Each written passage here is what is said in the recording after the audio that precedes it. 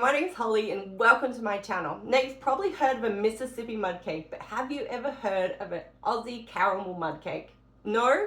Well, buckle up, Buttercup, because I'm about to blow your world and you're about to learn how to make the best tasting cake you've ever had.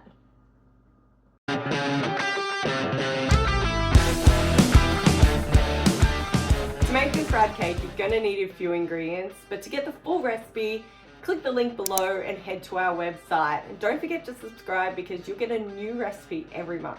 Okay, let's get to it. You're gonna need some self-rising flour, some unsalted butter, you're gonna need 2 eggs, some brown sugar, some white chocolate, some hot water, vanilla essence, and you're going to need some golden syrup. All right, let's get started. I'm gonna move all my ingredients that I don't need right now out of the way. I'm gonna grab a heavy bottom pot. Now, if you don't have a heavy bottom pot, any pot will do. You just gotta make sure that you stir it a lot more so it doesn't stick to the bottom because you don't want burny caramel mud cake. Okay. So in my heavy bottom pot, I'm going to put my chopped up butter, my white chocolate. I always take extra for me. I'm going to put my brown sugar, vanilla essence. If you don't have vanilla essence, you can always use vanilla extract, totally up to you. I'm going to add my hot water. So now that I have all these things in my pot, I'm going to put them on the stove and I'm going to melt them down slowly. I want to make sure that my butter is fully melted and that all the ingredients are combined together. So let's do it. So you want to make sure that you're constantly stirring your mixture every couple of minutes just to make sure that it is not sticking to the bottom. You don't want to burn that stuff. And then put your spatula off to the side and let it go. So while my mix is melting, I'm going to prepare my cake tin. So I'm going to use an 8-inch cake tin. It's totally up to you what you want to use. You can use a bowl, you can use a glass baking dish, you could use different shapes, you can put it in muffin tins. I don't really bloody care. But as long as it's oven safe, then it's totally fine. So don't put things that can't go in the oven, kids, okay? Alright, so I'm going to spray my tin and I'm going to spray it really, really well, alright? Because we don't want it to bloody stick, okay?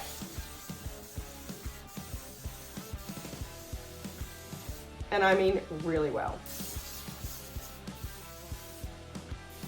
Okay, so now that it's nice and coated, I'm going to put that to the side. I'm going to check on my mix behind me and make sure that it's not melting too fast.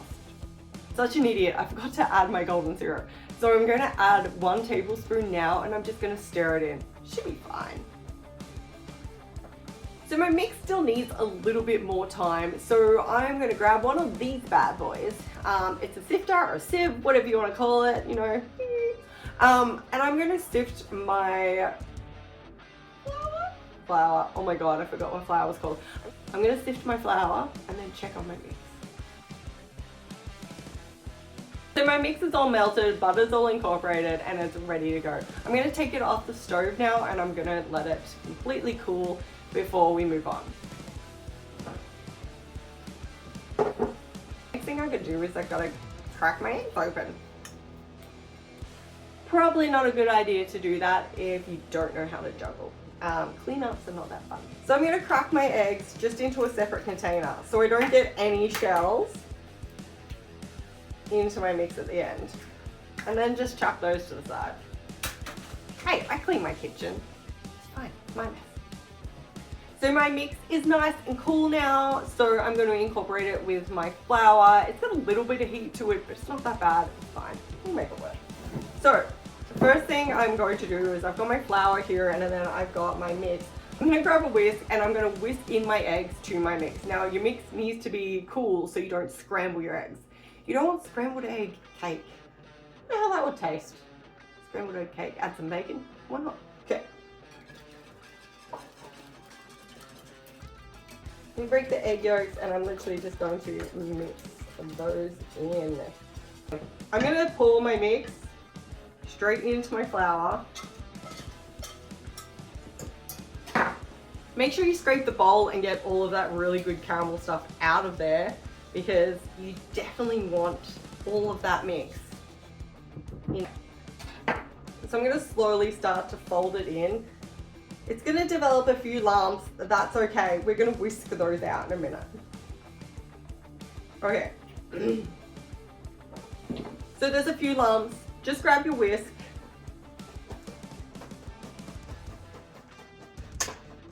Oh my God, this is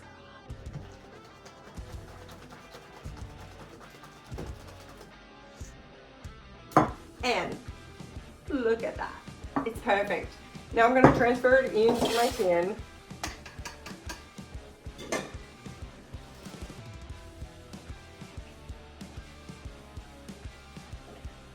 Once again, I want to make sure that I've got all of that cake batter going into this tin.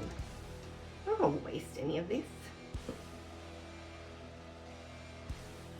Now, if they had invented smell-o-vision right now, you'd be smelling this amazing caramel that's going into this pan. And you're just so goddamn. I'd give you permission to lick the spatula.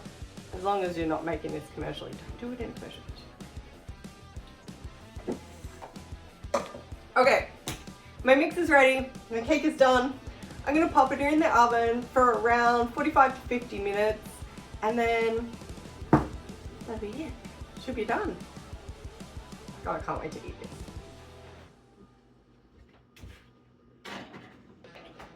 Now it's time for the cleanup, the bit I don't like doing. Unfortunately, there's no one else in my house right now that actually wants to do the cleanup, so all falls on me. The worst part of being a baker. When you bake at home, I hate it. At least at work I have someone doing the dishes for me.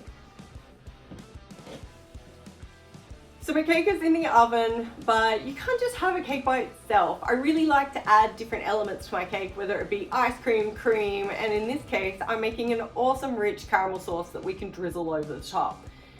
Trust me, if you make this sauce, it is so good. It keeps in the fridge for up to about 4 days in an airtight container. Warm it up in the microwave and away you go. So let's get to it. So you're gonna need 4 things to make this sauce. You're gonna need another heavy base pot, a whisk, some milk, brown sugar, white chocolate, and some butter. I'm literally gonna put all of these things, get it out of there.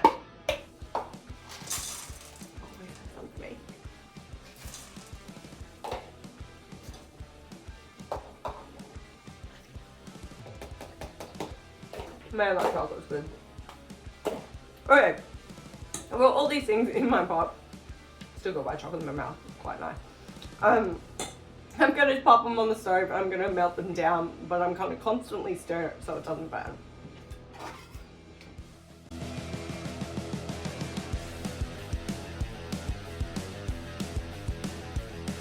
So I'm slowly melting my sauce over the stove. Make sure that if you have kids around or even yourself, don't lick the spatula and don't stick your finger in it, because caramel sauces, toffees and all that, they are extremely dangerous and they can burn your fingers, and it does hurt. Burns are not fun. So please be careful. Just a little helpful hint from me to you. My sauce is almost done and I'm going to add a pinch of salt. Check out my little ghost. Isn't he cool? Okay. So literally I'm going to add a little bit of salt to my caramel and help bring out that really nice salted caramel flavor. And then I'm just going to mix it in. My sauce is done. I'm going to turn off the heat and I'm going to put it to the side. So my cake is in the oven. My sauce is made. The only thing that's left for me to do for the next bloody 40 minutes is wait. And unfortunately, I hate waiting. Being a baker is probably the most hardest thing because I have no patience and I want it done now. So I'm going to enjoy my coffee and then come back. I hate waiting. So my cake's been in the oven for around 45 minutes. I'm going to check it now with a skewer and test it out and see how it goes.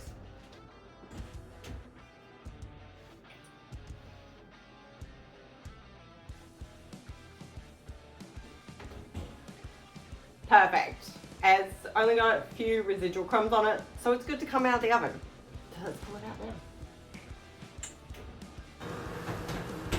Wow, that's an amazing looking cake. It is bloody hot though, so I'm gonna put it aside and then I'll come back to it when it's cooled down in around about 5 minutes.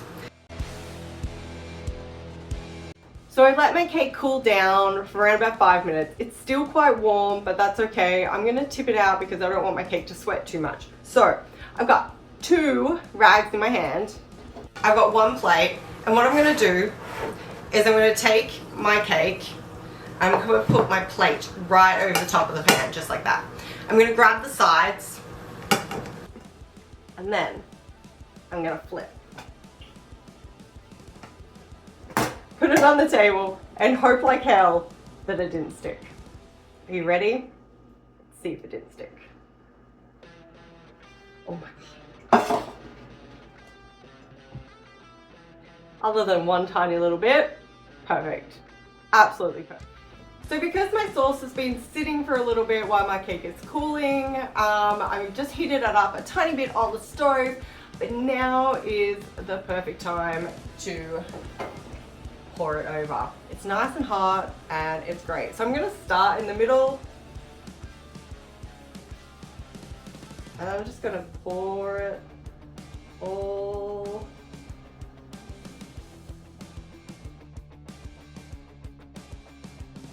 So you don't have to use all of your caramel sauce. Put it to the side, put it in a container, and you can heat it up and you can have it on ice cream, do whatever you want.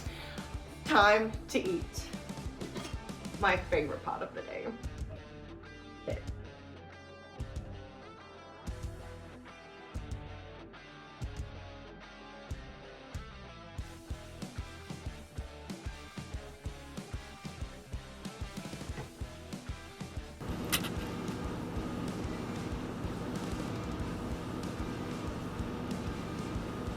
Oh, look at that. Of course, when I serve my cake, I always like to add a little bit of extra caramel drizzle because why the hell not? It's bloody delicious. Now comes the best part of my day. I get to eat.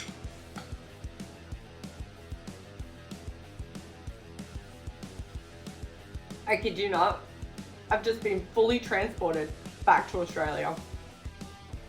Oh my god. This is so good. Now I have a whole cake to eat to myself. And I'm not sharing. If you like what you see, make sure you like and subscribe. And I'll catch you next time.